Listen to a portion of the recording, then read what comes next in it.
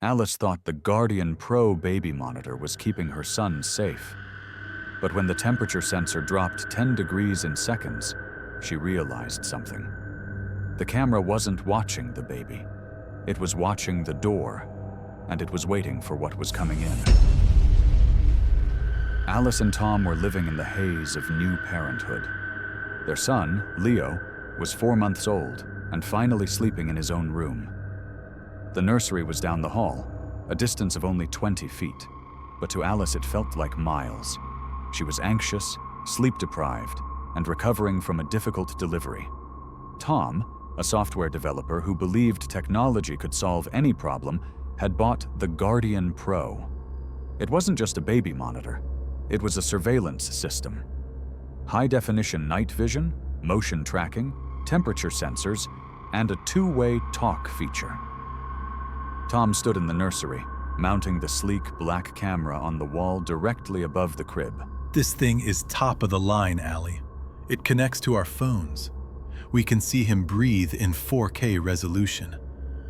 You won't have to get up 10 times a night to check on him. Alice sat in the rocking chair, holding Leo. She looked at the camera lens. It looked like a reptilian eye. It feels invasive, Tom. Like we're spying on him. It's peace of mind. Look at the monitor screen. Clear as day. He held up the parent unit, a tablet-sized screen showing the crib in crisp, grayscale night vision. The first few nights were uneventful. The monitor hummed with white noise. Alice watched the screen obsessively, the ghostly green image of her son, her only company in the dark hours. But on the fourth night, the connection began to glitch. It started with the temperature sensor. The digital readout on the parent unit usually hovered at a comfortable 70 degrees. Around 2 a.m., Alice watched as the numbers began to drop rapidly. 68, 65, 60. She frowned, tapping the screen. Tom? Tom, wake up. Tom grunted, rolling over. What? Is he crying? No, the monitor says it's freezing in there. It dropped 10 degrees in a minute. Did you leave the window open? Tom sat up, blinking at the screen. Impossible. The window is painted shut. It's probably just a sensor malfunction. I'll recalibrate it in the morning. He went back to sleep. Alice did not. She stared at the temperature reading. It sat at 58 degrees. Cold. Then, the audio crackled. It wasn't the soft static of the machine. It was a rhythmic, wet sound, like someone smacking their lips together right next to the microphone. Alice grabbed the monitor, bringing it close to her face. On the screen, Leo was fast asleep, motionless. The room looked empty. Tom, listen. The sound changed. It stopped being a smack and turned into a low, melodic hum. A woman's voice.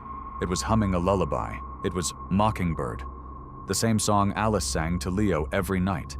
But the voice was wrong. It was raspy, distorted, and horribly off-key. There's someone in there. She didn't wait for Tom. She bolted out of bed and sprinted down the hallway, her bare feet pounding on the hardwood. She reached the nursery door and threw it open, slamming her hand on the light switch. The room flooded with light. Leo woke up, startled, and began to wail. But the room was empty. The window was shut. The closet door was closed. There was no one there. Tom ran in behind her, looking wild-eyed. What? What did you see? Alice spun around, checking the corners of the room. She was shaking. She was singing to him. I heard a woman singing. Tom checked the closet. He checked under the crib. Nothing. Allie, it's the monitor. It picks up interference. Radio signals, baby monitors from next door. It happens. Alice looked at the camera on the wall. The little green power light was steady. It felt like it was mocking her. That wasn't a radio, Tom. It knew his song. They eventually calmed Leo down and went back to bed. Tom unplugged the monitor to help Alice sleep. but the silence was worse. The next day, Tom exchanged the monitor for a new unit. "Updated firmware," he said. "Better encryption." That night, they set it up again. Alice insisted on keeping the volume maxed out. Around 3 a.m., the screen flickered. The image froze, pixelated, and then cleared. Leo was sleeping. But on the screen, the rocking chair in the corner of the nursery, the heavy wooden chair Alice used for feeding, began to rock, back and forth. Alice looked at Tom. He was awake, staring at the screen. Drafts don't move heavy wood chairs, Alice. Then, the camera, which was supposed to be fixed on the crib, began to pan. It wasn't automated to do that. Someone was manually controlling the lens. It turned slowly, away from the baby, until it was pointing directly at the open doorway of the nursery. Standing in the doorway, visible only on the night vision screen, was a tall, elongated figure. It had long, stringy hair that floated as if underwater, and it was walking towards the crib. Alice screamed. It wasn't a scream of panic, but of primal protection. She lunged for the bedroom door, her fingers scrabbling for purchase on the frame. Tom was right behind her, grabbing a heavy flashlight from the nightstand. Get away from him! Get away! I'm right behind you. Go! They burst into the nursery, the door slamming against the wall. Tom swept the room with the flashlight beam, ready to strike. The room was empty. The crib was undisturbed. Leo was sleeping soundly, though his breathing was shallow. The window was painted shut. The closet was closed. Alice ran to the crib and scooped Leo up, clutching him to her chest. She checked his face, his hands, looking for marks. Where is she? We saw her, Tom. She was right here. She was touching the crib. There's nothing here. The window is still locked. The alarm didn't trip. He walked to the spot where the figure had stood on the monitor. He looked down at the hardwood floor. There, faintly visible in the harsh beam of the flashlight, was a wet footprint. It wasn't a normal print. It was long, distorted, and lacked toes. And it smelled. A thick, cloying scent of stagnant pond water and decay filled the corner of the room. Allie, look at the floor. It's wet. Alice didn't look. She backed out of the room, shielding Leo's head. We are leaving. We are going to a hotel. Grab the keys. They retreated to the living room, turning on every light in the house. Tom locked the nursery door from the outside, while Alice packed a diaper bag with trembling hands. Tom pulled up the cloud storage on his phone. He needed to see the footage. He needed to prove to himself that he wasn't insane. He scrolled back through the timeline. It wasn't just tonight. The figure had been there the night before, and the night before that. Tom watched in horror as the time lapse showed the figure standing over the crib for hours at a time. It didn't touch the baby. It just hovered over his face, its mouth open, inhaling the air Leo exhaled. Oh God. Alice, don't look. Alice looked over his shoulder. She saw the figure leaning down, its long hair draping over the crib rails.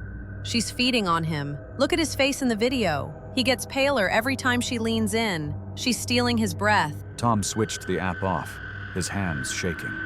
I'm deleting this account. I'm smashing that camera. We're done. As he reached for the disconnect button on the screen, the audio feed on his phone spiked.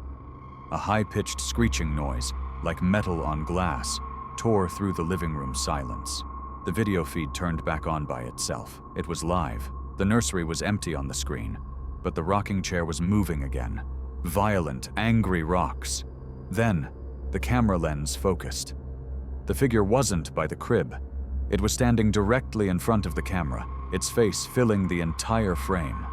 Its skin was gray and bloated, like a drowning victim. Its eyes were milky white, and it was speaking. He is mine. You promised. Tom threw the phone across the room. It hit the wall, but the voice didn't stop. It transferred. The sound was now coming from the baby monitor receiver they had left on the kitchen counter. Tom, who did we promise? We didn't promise anything. Tom looked at the front door. It was locked, but the deadbolt began to turn. Grab him. Grab the baby and get to the car. Now! He didn't wait to see if she complied. He ran to the front door and threw his weight against it just as the deadbolt clicked open. Something heavy slammed into the door from the outside, cracking the wood around the hinges. Alice, go! Alice grabbed the diaper bag, her hands shaking so badly she dropped it. She left it. She scooped Leo from the couch where she'd placed him and ran for the back door in the kitchen. As she passed the kitchen counter, the baby monitor receiver screeched. The contract is binding. The kitchen lights exploded.